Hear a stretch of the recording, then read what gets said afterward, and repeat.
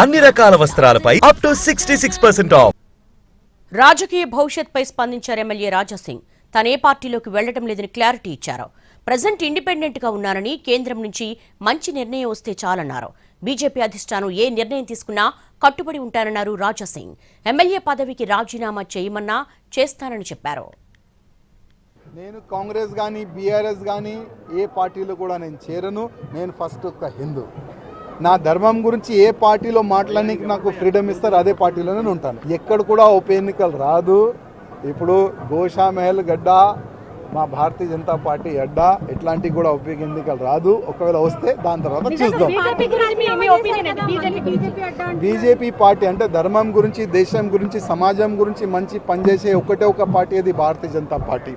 ఇవాళ నేను పార్టీలో లేను, కానీ నేను సచ్చే వరకు ప్రధానమంత్రి మోదీ గారు కానీ, అమిత్ షా గారు కానీ, యోగి గారు పనిచేసే వాళ్ళే కార్యక్రమాలను నేను ప్రచారం చేసుకుంటూనే ఉంటాను. ఇప్పుడు అమిత్ షా గారు నాకు కాల్ చేస్తే నేనంతా పెద్ద కాదు.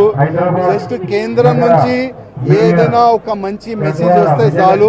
నా ఉద్దేశం ఏముండే, ఇవాళ ల్యాక్స్ ఆఫ్ కార్యకర్తలు గొంతు నేను ఢిల్లీ వాళ్ళకు పంపించాలని నేను చిన్న ఒక ప్రయత్నం చేసినాను.